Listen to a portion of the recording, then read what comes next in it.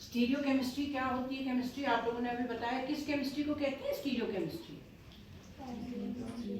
हाँ, जोर से बोलो जरा। Where we see the molecule in 3D scale. Where we see the molecule, भावना, हाँ, where we see the molecule in 3D. हाँ. So with stereochemistry, welcome to this new session. For the first time I am taking your class after some interval, because the new session is now starting at a very proper time. इस बार हमारे पास थोड़ा लंबा है session की प्रक्रिया, क्योंकि उसको regularise करने में बीच में सेशन आपका छोटा हुआ था ना। तो अब हम स्टीरियो केमिस्ट्री जो पढ़ रहे हैं, आपने बताया क्या है स्टीरियो केमिस्ट्री? जब हम मॉलिक्यूल को स्टडी कर रहे हैं कैसे, अलोंग द 3 डायमेंशन। अब हम जब इसमें लिखेंगे तो क्या वो 3 डायमेंशन में होगा? नहीं। वो कैसे होगा हमारा? हम कैसे लिख रहे हैं मॉलिक्यूल को? इन 1 प्लेन।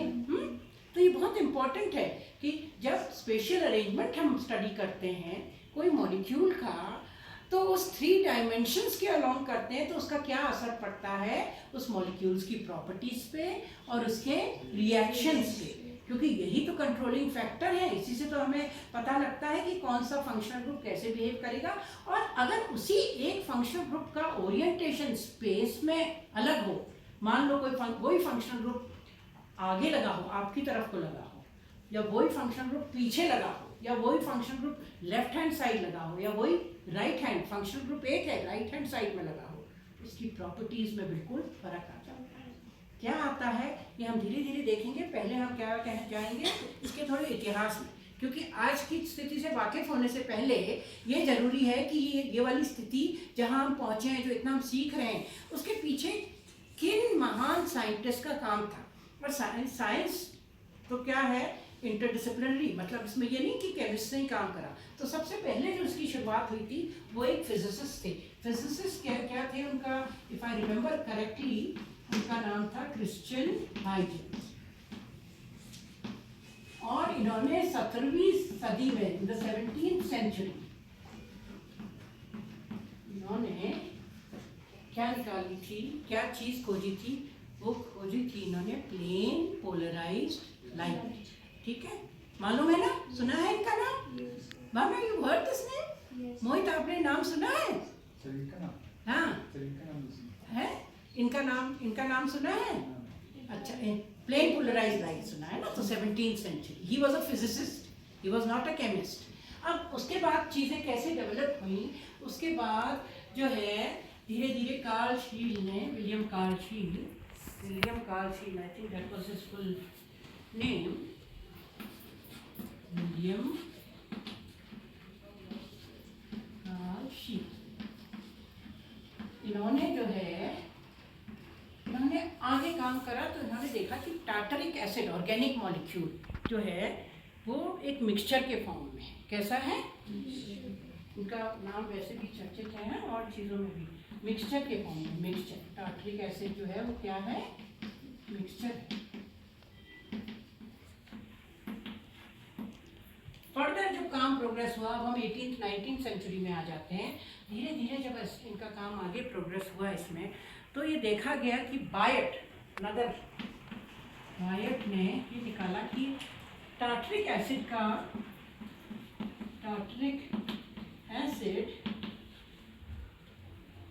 Shows optical activity.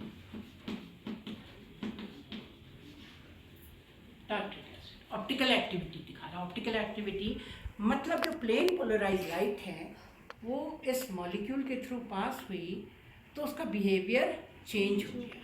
कैसे चेंज हो गया? अब जो हम साधारण भाषा में कहते हैं वैसे ऐसा कि वो या तो लेफ्ट हैंड साइड या राइट हैंड साइड को रोटेट हुई है, ठीक है, पोलैरिमीटर से। अब finally when all this was being studied in around 1842, if I remember correctly, देख लीजिएगा जरा ये 1842 में, ये नाम सुना है आप लोगों ने? लुई पास्चर, सुन रखा है ना?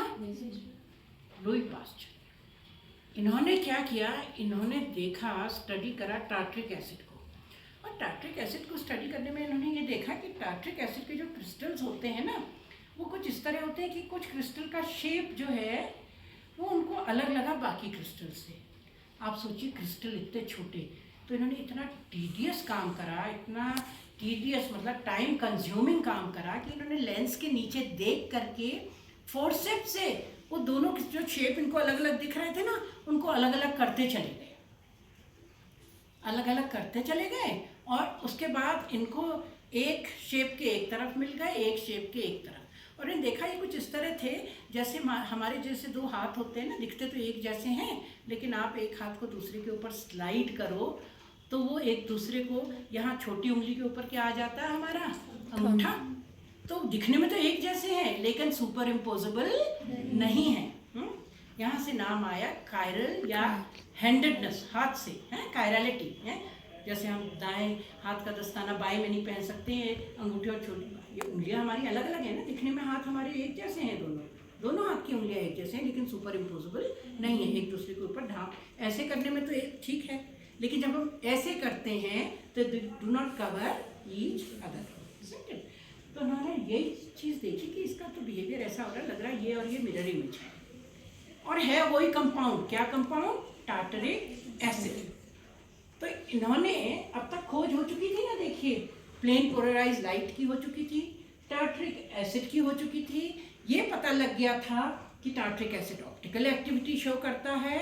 तो इनका क्या रोल रहा, इनका ये इंपॉर्टेंट रोल रहा कि इन्होंने देखा टार्टरिक एसिड की तो भाई क्रिस्टल्स ही ऑप्टिकल एक्टिविटी शो करता है, तो दोनों क्रिस्टल जो हैं पर दिखने में कुछ इस तरह दिख रही है, बहुत टीडियस काम करा। फिर इन्होंने इनकी ऑप्टिकल एक्टिविटी, क्योंकि वो तो ऑलरेडी थी कि ऑप्टिकल एक्टिविटी बायट ने बायट, आई थिंक प्रॉब्लली सब फ्रेंच थे इससे पहले, तो निकाल लिया था।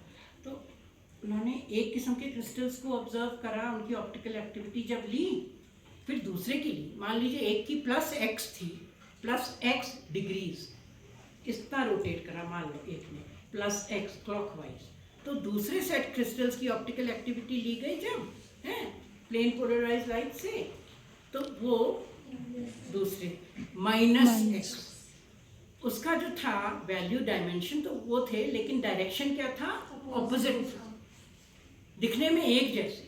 तो इसको इन्होंने क्या टर्म करा कि हमारा टार्टरिक एसिड, ये जो है दोनों मिरर इमेजेस हैं, दिखने में एक जैसे हैं, सारी प्रॉपर्टी एक जैसी है, लेकिन ये प्लेन पोलराइज लाइट की तरफ इनका बिहेवियर जो है वो क्या है, अलग। And hence started stereo chemistry, यहीं से शुरुआत हुई।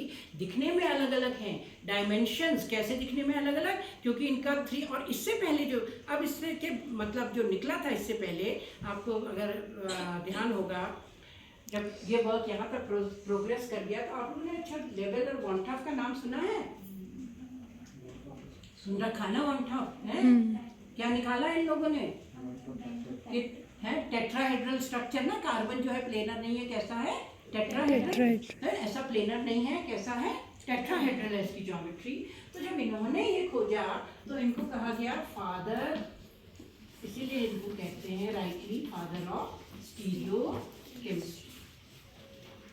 और इसके बाद लेबल एंड वॉन्टाफ ने जो काम करा, जिसके लिए कुछ संरखा आपने इनका नाम, तो दूसरे परिप्रेक्ष्य में इन लोगों को कुछ प्राइज मिला था नहीं, इन लोगों को हाँ मिला था। हाँ तो क्या नाम है, मोहित, हाँ देखिए रिस्पॉन्ड करिए ऐसे, बट हमेशा ये चीज़ें जागरूक होना चाहिए आपको, ये नहीं कि जितना उसमें आपके कोर्स में उससे पीछे की चीज़ें पता होनी चाहिए। कॉम्पिटिटिव एग्जाम में यही सब आता है, बहुत कॉम्प्लेक्स चीज़ें नहीं आती, आपका बेसिक्स ही आता है। और वैसे भी being a student of chemistry, तो इनको पहला प्राइज मिला था किसका, केमिस्ट्री का, कौन से साल में मिला था, नहीं 1971, इससे पहले मिला था, देखना है ठीक है। तो पहला प्राइज मिला था इनको किसका, केमिस्ट्री का।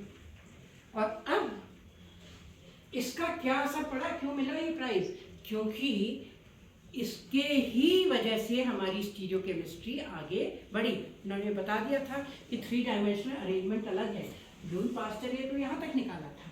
तो अब हम देखते हैं कि स्टीरियो केमिस्ट्री इसके बाद कैसे आगे बढ़ी, यानी कि हम मॉलिक्यूल्स को स्टडी करने लगे, कैसे अलोंग द 3 डायमेंशन, न प्लेनर ना होके जैसे हम ब्लैक बोर्ड में लिख रहे हैं। और ये क्यों इतना महत्वपूर्ण था, शुरू में तो ये नहीं लगा, पर बाद में अंदाजा आया ये स्टीरियो केमिस्ट्री कितनी ज़्यादा इम्पोर्टेंट है। कैसे अंदाज़ा आया, उसके पीछे एक क्योंकि बहुत बड़ी कहनी चाहिए दुर्घटना या त्रासदी हुई है। हुआ कैसे, हम तब जागरूक होते हैं ना जब इस तरह की घटनाएं होती हैं। जैसे कोविड हुआ तब लोगों को अंदाज़ा आया ना कि कितना खिलवाड़ हो चुका है प्रकृति के खिलाफ, हैं किस तरह हम लोगों को अंदाज़ा आया, एक दूसरे का महत्व पता लगा। जब हम ऑनलाइन कनेक्ट हुए तो मालूम पड़ा कि कितने ऐसे हमारे अजीज हैं, जितने हमारे प्यारे हैं, हम उनको चाहते थे उनसे सामने आमने मिलना, बात करना, लेकिन नहीं कर पाए हैं। बहुत कुछ हुआ उसमें, बहुत दुर्घटनाएं हुई।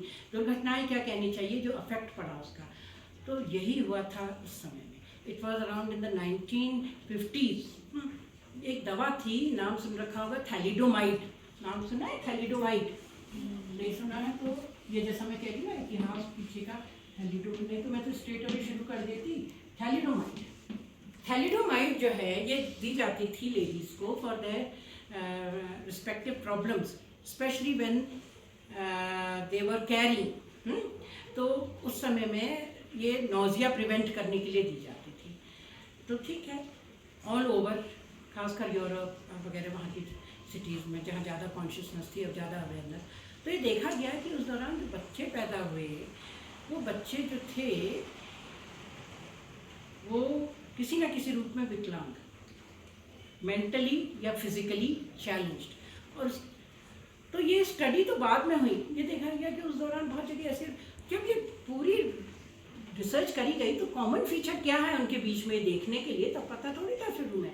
तो मालूम पड़ा कॉमन फीचर जो है, चाहे वो किसी भी देश में पैदा हुए हों, कॉमन फीचर ये था कि उनको ड्यूरिंग दैट टाइम उनकी मदर्स को थैलिडोमाइड प्रिस्क्राइब की गई और खलबली मच गई। बहुत घर टूट गए, बहुत से ऐसे बच्चे पैदा हुए जो आगे को अपनी ज़िंदगी नहीं कैरी कर सकें ढंग से, क्योंकि विकलांग है, मेंटली या फिजिकली चैलेंज्ड है। जब स्टडी हुई इसमें तो फिर तो स्टीरियोकेमिस्ट्री का 3 डायमेंशनल स्टडी हुई थैलिडोमाइड की, तो पता लगा कि इसके 2 जो हैं स्वरूप हैं। ये 2 स्वरूप उसी तरह के थे जो लुई पास्चर ने निकाले थे। मतलब कि उनका जो अरेंजमेंट था, जैसे ऑप्टिकल एक्टिविटी क्यों अलग अलग थी, क्योंकि उनके 2 स्वरूप थे टार्ट्रिक एसिड के, हैं। तो इसके भी 2 स्वरूप थे जो कि मिरर इमेज थे एक दूसरे से। उस मिरर इमेज में से एक फॉर्म जो था, probably I think R, that acted as a medicine, but the other acted as poison। और जिस समय ये दवा दी गई ना, उस समय इसका ये थोड़ी था कि दोनों फॉर्म्स अलग अलग करे गए। तो जो माइनस फॉर्म था, जहाँ माइनस था मिक्सचर में, तो वो माइनस फॉर्म ऐसी जगह पे, क्योंकि हमारी पूरी बॉडी कायरल है। हमारे क्यों कायरल है? क्योंकि इसके अंदर जो इतने मॉलिक्यूल से बनी हुई है अलॉन्ग द 3 डायमेंशंस, उसमें कायरलिटी है, यही हैंडेडनेस, मिरर इमेज जो कह रही हूँ। स्टीरियो आइसो जो दवा, दूसरा क्या हो गया, जहर के फॉर्म में है। तो अब बहुत नया मोड़ दिया स्टीरियो केमिस्ट्री ने। इम्पोर्टेंस पता लगी किसकी, स्टीरियो केमिस्ट्री की, कि ये जो स्टीरियो आइसोमर्स जिनको कहते हैं, स्पेशियल अरेंजमेंट अलग अलग है, तो इनकी प्रॉपर्टी में कितनी भिन्नता आ गई। मतलब कैसी property, physiological action on the living system. वही एक दवा जो है वो क्या है, मेडिसिन है, दूसरी क्या है, जहर। और फिर धीरे धीरे क्या शुरू हुई, उसके बाद शुरू हुई क्लिनिकल टेस्टिंग, उसके बाद शुरू हुआ सेपरेशंस, और उसके बाद स्टीरियो केमिस्ट्री की इम्पोर्टेंस जो है बढ़ती चली गई। और आज तो कोई ऐसा फील्ड नहीं है जिसमें जब आप किसी भी किस्म का काम केमिस्ट्री से डीलिंग कर रहे हो, तो उसमें आपको स्टीरियो केमिस्ट्री या मॉलिक्यूल अलोंग द 3 डायमेंशंस, उसका स्ट्रक्चर जो है वो पता नहीं होगा।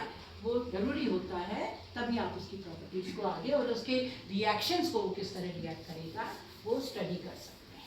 तो अब हम आए कि स्टीरियो आइसोमर्स। स्टीरियो आइसोमर्स से पहले चलिए मैं पूछती हूँ आपसे, आइसोमर्स क्या होता है? आइसोमेरिज्म किसको कहते हैं, कभी बताओ बच्चों। आइसोमेरिज्म क्या होता है? आइसोमर्स किसको कहते हैं? स्ट्रक्चर। ओके, सो फार आप लोगों ने यही पढ़ा था ना आइसोमेरिज्म में, ठीक है। तो इनको हम क्या कहते हैं, ये कौन से किस्म का आइसोमेरिज्म हुआ? स्ट्रक्चरल, यही तो हुआ।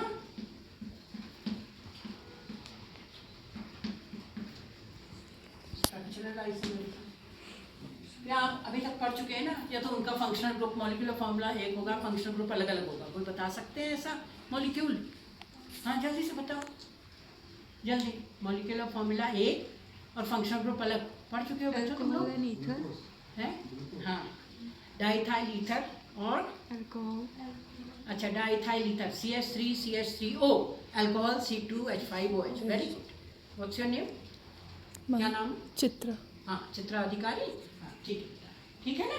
तो इस तरह के आप मेटामेरिज्म, स्ट्रक्चर, क्योंकि स्ट्रक्चर क्या है, कनेक्टिविटी कार्बन की अलग है। एक कार्बन की ऑक्सीजन के साथ या एक कार्बन की दूसरे कार्बन के साथ मेटामेरिज्म है। वो कार्बन सिंपल है, एन पेंटेन है, दूसरा क्या है, आइसोपेंटेन है। तो कनेक्टिविटी फर्क है ना, बॉन्डिंग में फर्क है। या फंक्शनल ग्रुप कहीं और प्लेस्ड है, फंक्शनल ग्रुप फर्क बन गया, एक में OH हो गया, एक में O, मॉलिक्यूलर फॉर्मूला तो वही होगा। ये कई किस्म की होती है, आप लोग पढ़ चुके हैं ना इसमें, कैसे पोजीशन आइसोमेरिज्म, एक में 1 ब्यूटीन, एक में 2 ब्यूटीन। तो हम इस पे नहीं जाएंगे। अब हमारा पूरा कॉन्सेंट्रेशन रहेगा दूसरे किस्म के आइसोमेरिज्म में। दूसरा कौन सा है, जहाँ कनेक्टिविटी आपस में एटम्स की एक जैसी है, एक जैसी है। मॉलिक्यूलर फॉर्मूला एक, कनेक्टिविटी एक, कार्बन की कार्बन के साथ या दूसरे ग्रुप के साथ, लेकिन उसका क्या फर्क है, स्पेशियल अरेंजमेंट या arrangement of that molecule in space. इसको हम क्या कहेंगे, स्टीरियो आइसोमेरिज्म। क्या कहेंगे, स्टीरियो आइसोमेरिज्म। Stereo isomerism. अब ये स्टीरियो आइसोमेरिज्म मतलब फर्क है उनमें, भिन्नता कैसे है, स्पेस में उनका स्ट्रक्चर फर्क है। अब स्टीरियो आइसोमेरिज्म को फर्दर क्लासिफाई करा हमने किसमें, हमने इनको क्लासिफाई करा further into, this is for our ease. हाँ, जिससे क्लासिफिकेशन होता है, इसलिए सब इकट्ठे पढ़ो तो आपको तो बहुत मुश्किल होगी। तो कोई तरीका है जिससे, यस है तरीका। क्या तरीका है, एक को हम कहते हैं इनैंशियोमर्स, ठीक है। और दूसरे जो हमारे आइसोमर्स होते हैं, मॉलिक्यूलर फॉर्मूला एक, स्ट्रक्चरल फॉर्मूला भी एक, सिर्फ 3 डायमेंशनल इनका अरेंजमेंट, एक आइसोमर का दूसरे से क्या होगा, फर्क होगा। तो उसमें एक तो होंगे इनैंशियोमर्स, और दूसरे हमारे क्या होंगे, डायस्टीरियो आइसोमर। ये ना, पहले आप लोग पढ़ते थे ऑप्टिकल और ये वाले ज्योमेट्रिकल, अब ऐसा नहीं है। और इसमें अब इनैंशियोमर्स और इनैंशियोमर्स कौन से होते हैं, इनैंशियोमर्स हमारे वो स्टीरियो आइसोमर्स होंगे जो कि क्या होते हैं, एक दूसरे के मिरर इमेज होते हैं, ठीक है। मिरर इमेज का मतलब है किस तरह मिरर इमेज होते हैं। चलिए सबसे सरल उदाहरण दे देते हैं। यहाँ आप लोगों ने ये बताना है मुझे, MSc ये, चलिए यहाँ, हालांकि ये सबसे ऑक्सीडाइज के ऊपर होना चाहिए था, कोई बात नहीं, ऐसे लिख दिया।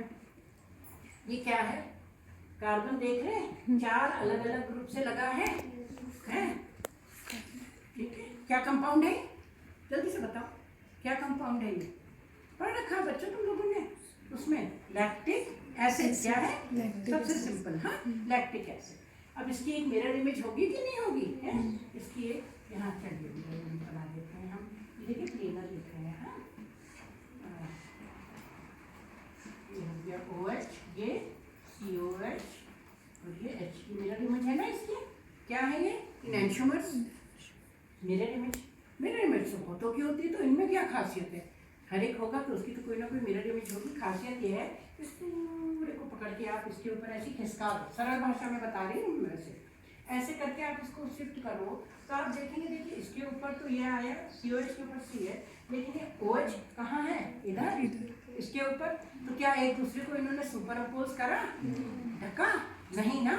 एक में एक ग्रुप लेफ्ट हैंड साइड है तो वही राइट हैंड साइड। या यही चीज़ आप 180 से भी रोटेट करके देख सकते हैं, 180 से। ये यहाँ मिरर इमेज वही तो होती है ना 180, तो भी आप देखेंगे यहाँ जब आप इसको स्लाइड करेंगे, इसमें तो OH यहाँ आ जाएगा और H यहाँ आ जाएगा, तो ये वाला पोर्शन तो ठीक हो जाएगा। लेकिन ये वाला क्या, ये तो सुपर इम्पोजिबल हो जाएगा, लेकिन यहाँ क्या आ जाएगा, COH और यहाँ CH3।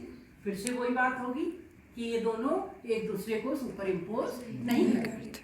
तो a pair of such non-superimposable mirror images are known as enantiomers। क्या हो गए, enantiomers। और enantiomers क्यों इतने इम्पोर्टेंट है, इसलिए इम्पोर्टेंट है ये enantiomers क्योंकि मिरर इमेज रिलेशनशिप होती है नॉन सुपर इम्पोजिबल। अब भाई 3 डायमेंशन में स्ट्रक्चर एक जैसा है, फंक्शन ग्रुप एक जैसे हैं, तो पता कैसे लगे कि कौन सा क्या एनांशोमर है? तो कोई तो तरीका होगा ना। तो यहीं जाते हैं पुरानी हिस्ट्री में। तरीका है, क्या है? जो लुई पास्चर ने निकाला था कि टार्टरिक एसिड के 2 स्वरूप अलग अलग, जो प्लेन पोलराइज लाइट, क्योंकि लाइट का जो वाइब्रेशन होता है वो सारी डायरेक्शन में, पोलर निकल प्रिज्म से पास करा तो plane polarized along one plane. तो ऐसी लाइट जो है वो एक, इसका आइसोमर एक साइड को डिफ्लेक्ट करता है तो दूसरा दूसरी side. It's behaviour towards plane polarized light is different in enantiomers का। तो इससे हमने इनको डिस्टिंग्विश कर लिया ना। नहीं तो हमको कैसे पता लगता? हम देख थोड़ी रहे कोई इसको कि लैक्टिक एसिड है, दिख थोड़ी रहा है कि इसमें लेफ्ट हैंड साइड लगा है या राइट हैंड साइड, या आपके आगे लगा है अलोंग 3 डायमेंशंस या आपके पीछे की साइड लगा है, नहीं ना। तो किससे पता लगा हमको? इसकी क्या टेस्ट करके? ऑप्टिकल एक्टिविटी, यानी कि एनांशियोमर्स हमारे क्या होते हैं? Optically active compounds which are similar in their structures, connectivity, but their behavior towards plane polarized light is not the same. इससे क्या फर्क आता है कि हमारी पूरी बॉडी में भी ऐसे मॉलिक्यूल्स जो कायरल हैं, तो एक मॉलिक्यूल जो है वो अंदर एक जगह एब्जॉर्ब होगा, एक खांचे में पोजीशंस बनी होती हैं बॉडी के अंदर जब कोई दवा दी जाती है, तो वो तो वहाँ हो गया जहाँ उसको होना चाहिए, जहाँ वो दवा की तरह असर करेगा। लेकिन अगर उसका दूसरा स्वरूप जो है वो दिया गया तो वो तो दूसरी जगह, दूसरे खांचे में, क्योंकि दोनों का शेप, मान लीजिए एक का शेप ट्रायंगल जैसा है, ऐसी कह रही हूँ लेमन की लैंग्वेज में, एक ट्रायंगल जैसा है और दूसरा सर्कुलर है, तो ट्रायंगल के ऊपर ही के खांचे में फंसेगा ना जहाँ उसका जैसे शेप का हो, और जो दूसरा हमारा क्या है सर्कल है वो वैसी जगह में फंसेगा है। तो जो ट्रायंगल अगर दवा के फॉर्म में आ रहा है जो मॉलिक्यूल, पर वहाँ पे दूसरा भी दे दिया गया है जो कैसा है, सर्कुलर है, दूसरे शेप का है, वो दूसरे खांचे में जहाँ फंसा वहाँ उसने दवा की तरह उसका एक्शन नहीं हुआ। कैसा हुआ उसका एक्शन? जो हुआ वो एज अ पॉइजन। तो इसीलिए इसका बहुत महत्व है कि सही किस्म का एनांशियोमर जो है हम सिंथेसाइज करें। अब आप पेपर्स पढ़ेंगे तो जो लोग ऑर्गेनिक सिंथेसिस में काम करते हैं, आप देखेंगे कि किस तरह हम लोग वहाँ पे, हमारा तो नेचुरल प्रोडक्ट्स पे काम है खैर, पर जो लोग इनका सेपरेशन करते हैं बहुत ही जटिल प्रक्रिया होती है। आगे इसमें बहुत आपको कई किस्म से स्टेप वाइज जाना पड़ता है, तो वो आप एक ही किस्म का एनांशियोमर सिंथेसाइज करें, दूसरा ना हो। और ये टेस्ट हमारे किए जाते हैं अलग अलग क्वालिटी कंट्रोल लैब्स में भी, जहाँ इनकी फिजियोलॉजिकल एक्टिविटी या एक्शन ऑन लिविंग ऑर्गेनिज्म देखा जाता है। उसके बिना हम कोई अलाउ नहीं कर सकते किसी किस्म की मेडिसिन बाहर, जब तक वो सारी फेजेस ना पास करी हो ऐसी क्लिनिकल टेस्टिंग की, कि किस तरह उनका एक्शन होता है ऑन लिविंग ऑर्गेनिज्म। तो ये तो हमारे एनांशियोमर्स होते हैं। तो इसका मतलब इनकी क्या स्ट्रक्चर वगैरह एक है, लेकिन इसका फिजियोलॉजिकल एक्शन जो है वो क्या है, फर्क है। बाकी इनकी सारी प्रॉपर्टीज एक जैसी होंगी। इनका सेपरेशन बहुत मुश्किल होगा क्योंकि इनका बॉइलिंग पॉइंट, मेल्टिंग पॉइंट सारे एक जैसे होंगे। अब वहीं पे डायस्टीरियो आइसोमर्स, बाकी सारे आइसोमर्स जो हैं जिनकी एक दूसरे के साथ ऐसी रिलेशन नहीं होती है, non super imposable mirror image या मिरर इमेज रिलेशन नहीं होती है, उनको हम क्या कहते हैं? ये तो मिरर इमेजेस है ना, उनको हम क्या कहेंगे? डायस्टीरियो। जिनकी मिरर इमेज रिलेशनशिप नहीं होती है, ऐसे स्टीरियो आइसोमर। अब ऐसे स्टीरियो आइसोमर जो हमारे होते हैं वो क्या कहलाते हैं? वो हमारे, जिनको पहले आप कहते थे ना ज्योमेट्रिकल आइसोमेरिज्म और ऑप्टिकल ऐसे करके क्लासिफाई करते थे, अब ऐसे नहीं है। सारे डायस्टीरियोमर्स जो हमारे हैं जिनकी मिरर इमेज रिलेशन नहीं होती है, तो उसमें दोनों किस्म के आएंगे ना, ज्योमेट्रिकल भी और ऑप्टिकल भी, क्योंकि जरूरी थोड़ी है कि सारे ऑप्टिकल आइसोमर्स जो है उनकी ऐसी मिरर इमेज रिलेशन हो। तो हमारे इसमें अब दोनों आ गए, डायस्टीरियो आइसोमर्स में हमारे क्या आ गए? ऑप्टिकल आइसोमर्स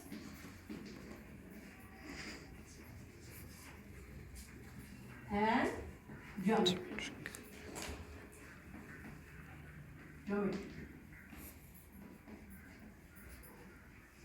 अब ऑप्टिकल में देखिए डायस्टीरियोमर्स हैं, मान लीजिए मैं इसका ऑप्टिकल का ऐसे चलिए ड्रॉ कर देते हैं। ये है, चलिए ओ एच लिखते हैं, बी आर CH3 H, इसका क्या नाम होगा? 1 2 3 4 ब्यूटेन का डेरिवेटिव है ना, ये फंक्शनल ग्रुप है, यहाँ ब्रोमीन है, तो क्या हो जाएगा, 3 ब्रोमो ब्यूटेनॉल या ब्यूटेनॉल, 2 ब्यूटेनॉल हो गया नहीं, ठीक है। अब इसकी एक मिरर इमेज भी होगी, मिरर इमेज होगी, ठीक है। तो वो तो इसका एनांशोमर हो गया मिरर इमेज। पर इसमें ऐसे भी तो हो सकता है ना कि हमारा OH तो चलिए यहाँ है, H यहाँ है, और हमारा जो है Br जो यहाँ होना चाहिए वो Br हमारा यहाँ नहीं है, मतलब ये Br इसमें यहाँ था, ठीक है। अब इन दोनों को देखिए, यहाँ OH था, यहाँ ये, अब यहाँ Br है। अब मुझको बताओ ये दोनों ये एक दूसरे के मिरर इमेज है या नहीं है? नहीं है ना, पर है तो स्टीरियो आइसोमर्स, स्ट्रक्चरल तो नहीं है, कनेक्टिविटी वही है एक कार्बन से दूसरे कार्बन की, फंक्शनल ग्रुप भी जो जहाँ होना चाहिए वो वही है, नाम उनका वही है। यस, अनदर थिंग, जो हमारे स्ट्रक्चर होते हैं, स्ट्रक्चरल आइसोमर्स में तो नाम ही भिन्न हो जाता है नहीं ना, क्यों नाम ही अलग हो जाता है। कि मान लीजिए पेंटेन है तो एक उसमें ब्रोमीन लगा है, तो एक 2 पेंटेन एक 3 पेंटेन, नाम अलग हो गया कि नहीं, 2 ब्रोमो पेंटेन 3 ब्रोमो पेंटेन। लेकिन इनमें क्या होगा स्टीरियो आइसोमर्स में, उसमें वो पेंटेन होगा, मान लीजिए 1 2 3 4 5, ये हो गया हमारा पेंटेन, और ये 1 2 3 4 5 ये भी पेंटेन है, ये भी हमारा हो गया 2 ब्रोमो पेंटेन, नाम तो एक ही है ना दोनों का। क्या फर्क है स्टीरियो आइसोमर्स में, इनमें कनेक्टिविटी का ही तो, इनमें 3 स्पेशल अरेंजमेंट का तो फर्क है। इसमें जहाँ ब्रॉड से दिखा रखा है तो ब्रोमीन ऐसे आ रहा है, पेंटेन की चेन में आपकी तरफ को आ रहा है, यहाँ ये डैश से दिखा रखा है, ये ब्रोमीन कहाँ जा रहा है 3 डायमेंशन में, पीछे जा रहा है। तो स्ट्रक्चरल आइसोमर्स तो है नहीं ना, ये कनेक्टिविटी तो एक है, तो क्या है स्टीरियो आइसोमर्स है। स्टीरियो आइसोमर्स में भी फर्दर ये किस्म के होंगे, कैसे एनांशोमर्स या डायस्टीरियो आइसोमर्स। डायस्टीरियो आइसोमर्स जो सारे, अब ये भी तो स्टीरियो आइसोमर है, तो हम इसके लिए क्या नाम कॉइन करें। ऐसा जब 2 कार्बन होते हैं तभी पॉसिबल होता है, एक में तो नहीं हो सकते डाय, तभी डाया नाम आया है ना। जब 2 ऐसे हो कार्बन, उनकी कनेक्टिविटी एक जैसी हो, पर उनका स्पेशल अरेंजमेंट अलग हो स्पेस में, और ऐसा हो कि वो दोनों एक दूसरे के साथ मिरर इमेज रिलेशन नहीं रखते हो, तो उनके लिए क्या नाम कॉइन करा गया है, उनको कहा गया डायस्टीरियो आइसोमर्स। अभी डायस्टीरियो आइसोमर्स इस तरह भी हो सकते हैं जो हमने ये लिखा है, या ऐसे भी हो सकते हैं जो कि ऑप्टिकली एक्टिव हो भी सकते हैं, नहीं भी हो सकते हैं, लेकिन उसमें कार्बन कार्बन के बॉन्ड रोटेशन की वजह से क्या होता है, कुछ यूं उसका बनता है अलाइनमेंट इन स्पेस कि देखिए मान लीजिए ये दोनों हैं, अब ये बहुत इसको पढ़ चुके हो तुम लोग, बहुत अपने BSc में भी, क्लास 12 में भी जिन लोगों ने केमिस्ट्री पढ़ी है, C डबल बॉन्ड C, ये क्या नाम है इसका, फटाफट बताइए इसका नाम क्या होगा जो मैं ये लिख रही हूँ। कार्बन काउंट करिए, ब्यूटोइन, कितने कार्बन है, 4 क्या है ये ब्यूटोइन, पोजीशन वही है ना डबल बॉन्ड की, तो स्ट्रक्चरल आइसोमेरिज्म तो हो नहीं सकता, दोनों ब्यूटोइन है।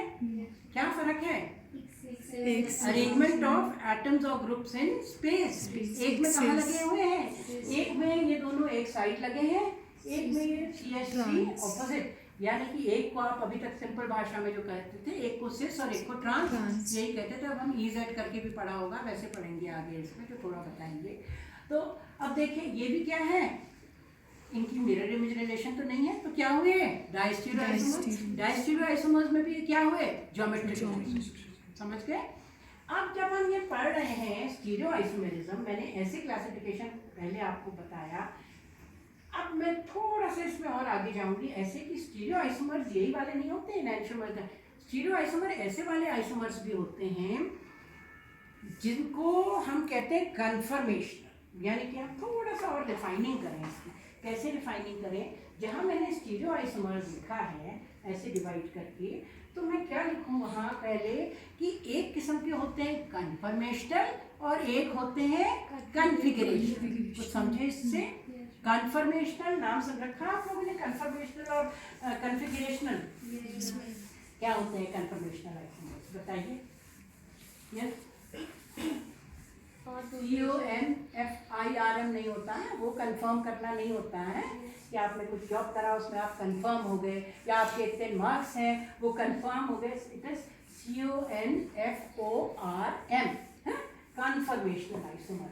और दूसरे कौन से, कन्फिगरेशनल आइसोमर। तो अब हम फर्दर इसको देखिए आइसोमेरिज्म को। अब क्या जैसे बताइए हमने कैसे डिवाइड करा है, आइसोमेरिज्म किसमें डिवाइड करा, स्ट्रक्चरल,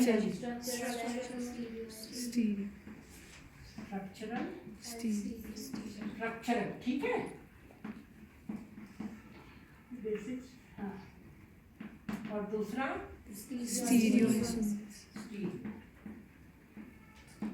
स्टीरियो आइसोमेरिज्म, इसको भी हमने फर्दर डिवाइड करा। अब इसको कैसे डिवाइड कर दिया, इनटू कन्फर्मेशनल एंड कन्फिगरेशनल। कन्फर्मेशनल ऐसे हमारे स्टीरियो आइसोमर्स जो कि they can be easily interconverted one into the other by carbon carbon single bond rotation, ठीक है, ऐसे आइसोमर्स हैं। जैसे कि आपने पढ़ा भी होगा, आप ब्यूटेन कहते हैं ना, ब्यूटेन में 4 कार्बन है, एक के पीछे एक कार्बन, उसके ऊपर CH3 लगा होगा, इधर भी CH3। तो कई बार वो CH3 ऐसे दोनों कार्बन के बीच में जो सिंगल बॉन्ड लगा है, फ्री टू रोटेट, अगली बार मैं उससे भी दिखाऊंगी जब थोड़ा सा इंट्रोडक्शन पढ़ा लूँ मॉडल से। तो उसमें आपके आइसोमर बनते हैं ना ऐसे, एक तो एक्लिप्स, जब एक CH3 के पीछे दूसरा CH3, यहाँ अगर CH3 लगा हो तो उसके पीछे दूसरा CH3 है, एक ऐसे बनते हैं। ये CH3 एक कार्बन में ऊपर है पर दूसरे में नीचे है, क्यों, carbon carbon single bond rotation से। तो जो, पर आप लैब में ऐसा तो नहीं कहते हैं ना, we are studying the synthesis of eclipse, we are studying the synthesis of staggered butane. No, butane is one, यानी कि one can be interconverted to the other. स्वरूप उनका लगातार बदलते रहते हैं, क्यों, carbon carbon single bond rotation से। तो ऐसे होते हैं हमारे कन्फर्मेशन। कन्फिगरेशनल जो है, कन्फिगरेशनल आइसोमेरिज्म में अब हमने क्या पढ़ा था, वो फर्दर होते हैं कौन से किस्म के, इनैंशियोमर्स या डायस्टीरियोमर्स। अब हमने यहाँ पे क्यों अलग करा, क्योंकि अब इसमें ये वाले ऐसे होते हैं ना जहाँ आप एक को दूसरे में बदल नहीं सकते carbon carbon single bond rotation से, क्योंकि देखिए या तो वो लेफ्ट हैंड साइड लगे हैं या राइट हैंड साइड। अब आप हमने देखा था ना उसमें, या जैसे लैक्टिक एसिड हमने देखा, या जैसे हमने ब्रोमोब्यूटेनॉल देखा, तो उसमें क्या है कि उनकी 3 डायमेंशनल फर्क है ना, ज्योमेट्री। तो हमको एक को दूसरे में इंटर कन्वर्ट करने के लिए पहले बॉन्ड तोड़ना पड़ेगा, फिर दोबारा जोड़ना पड़ेगा। ऐसे ही हमारा किसमें है, चाहे वो ऑप्टिकल आइसोमर्स हो, चाहे वो ज्योमेट्रिकल में भी सिस और ट्रांस ब्यूटीन है, उनको एक से दूसरे में हम ऐसे थोड़ी, क्योंकि क्या लगा है बीच में, carbon double bond carbon, you can't break it. Break करेंगे तो, ब्रेक करके ही तो वो घूमेगा ना, सिंगल बॉन्ड तो है नहीं जो फ्री रोटेशन है। रोटेशन रिस्ट्रिक्टेड होता है ज्योमेट्रिकल आइसोमर्स में। क्यों रिस्ट्रिक्टेड होता है, क्योंकि या तो उसमें डबल बॉन्ड होता है या उसमें रिंग होती है। रिंग में भी सिंगल बॉन्ड जरूर है, पर वो ऐसे घूम थोड़ी सकती है, नहीं तो रिंग टूट जाएगी। तो ऐसा स्ट्रक्चर होता है। तो ऐसे सारे हमारे कौन सी कहलाए, कन्फिगरेशनल है। कौन से आइसोमर्स, स्टीरियो आइसोमर्स में कन्फर्मेशनल या कन्फर्मेशनल। अब इसमें कन्फर्मेशनल में आप लिख सकते हैं ब्यूटेन, इथेन, ये सारे जो है हमारे क्या है, कन्फर्मेशनल। अलग अलग कन्फर्मेशन होते हैं इनके। या फिर कन्फिगरेशनल, जिसमें फर्दर हमने डिवाइड करा into what? Enantiomers and diastereomers and diastereomers, ठीक है, diastereomers। अब आपको अच्छी तरह इनका पता लग गया ना, क्लासिफिकेशन पता लग गया, ठीक है, इतना तक आप कर लेंगे। इसकी इसका पीछे मतलब जस्ट ये एक ओवरव्यू जैसा था कि इंट्रोडक्शन की क्यों स्टीरियो केमिस्ट्री क्या है, उसके पीछे का इतिहास क्या है। आज हम स्टीरियो केमिस्ट्री यहाँ ऐसे धड़ल्ले से पढ़ा रहे हैं, उसमें हमारा कंट्रीब्यूशन नहीं है, उसमें इतने लोगों ने, इतने साइंटिस्ट ने इतने सालों, जब नए नए इक्विपमेंट्स, नए नए इंस्ट्रूमेंट्स नहीं ईजाद हुए थे, फैसिलिटीज़ नहीं थी, ये सॉफ्टवेयर नहीं था जिससे आजकल सब चीज़ें इतनी आसानी से आप लोग निकाल लेते हैं, कुछ नहीं था। उन्होंने अथक की मेहनत थी, बहुत ही प्रयास थे, जिससे आज हम यहाँ पर पहुँचे हैं और उसी से आगे हमारी डेवलप हुई है। बहुत इंपॉर्टेंट है ये for all sorts of molecules which play a very vital role, pharma industry में ही नहीं।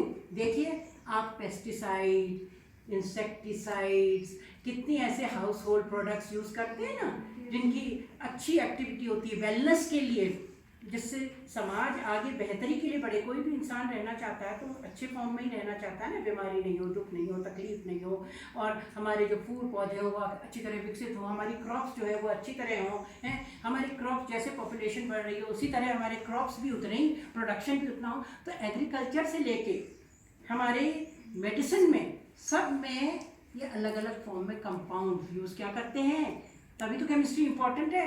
सब जगह we are using what, molecules. Molecules जिनकी रिएक्टिविटी, एक्टिविटी, एक्शंस सब अलग अलग हैं, तो उसके पीछे क्या इंपॉर्टेंस है, stereo chemistry. So that is all I think for today, and please revise it so that next year in your next session when we move on to the next level, या आपको अच्छी तरह पता हो। अब आप लोग, अब देखिए आदत नहीं आती है कॉलेज में आकर के, होता भी नहीं है उस तरह, होना भी नहीं चाहिए। आप लोग खुद इतने इस समय तक आप डेवलप इतने हो चुके होते हैं, मेंटली सोचा जाता है, सयाने हो गए होते हैं कि आप लोग खुद से अपना काम करें, जो पढ़ाया गया उसको रिवाइज करें। तो खुद से इसमें आप इनैंशियोमर्स, ठीक है, डायस्टीरियोमर्स, इनके क्या लिखेंगे, उदाहरण। इनैंशियोमर्स में जो लिखेंगे वो ऑटोमेटिकली कौन से आ जाएंगे, जो क्या हो, मिरर इमेज पर नॉन सुपरइम्पोजिशन। तो हर एक उसकी खूबी भी क्या होती है और कैसे उनका सेपरेशन बहुत डिफिकल्ट होता है, हम।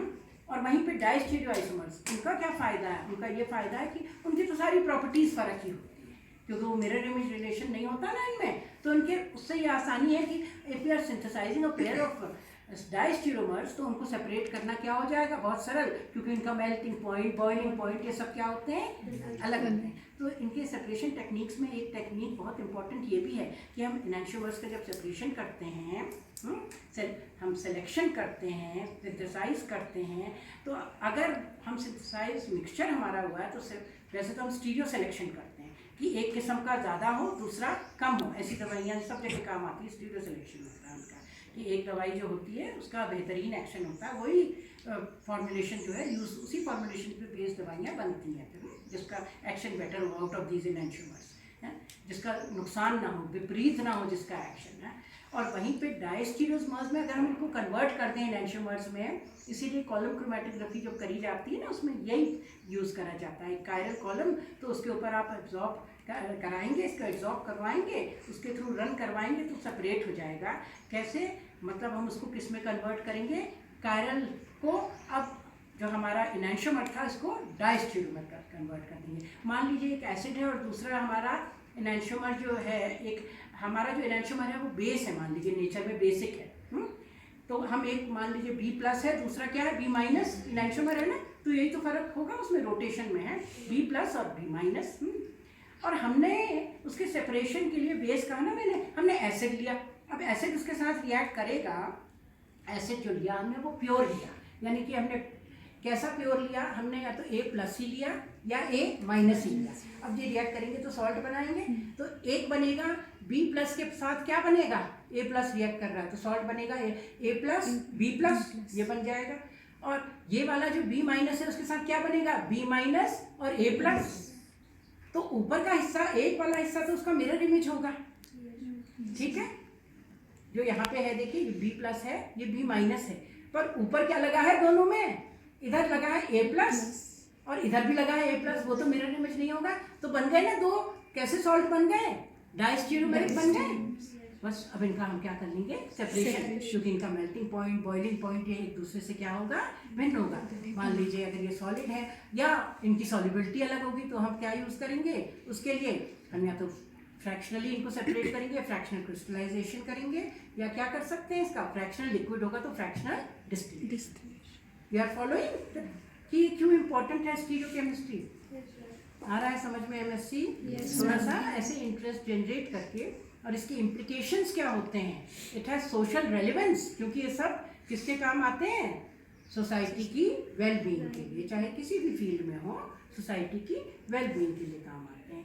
तो एग्जाम्पल लिखोगे ना, एनांशियोमर्स डायस्टीरियोमर्स का, ये करके आना for your next. Okay, thank you and study hard, study well and be present. और प्रैक्टिकल भी शुरू हो जाएंगे, मैंने थोड़ा बता दिया था एक दिन, आप लोग जो प्रेजेंट थे उनको, आप लोग को बताया था ना मैंने, pre lab exercises, pre lab exercises बता रखी है, मैंने कहा भी है लिखने से पहले फेयर कॉपी में मेरे को दिखाना कि किस तरह बताई थी कि हम लोग को क्या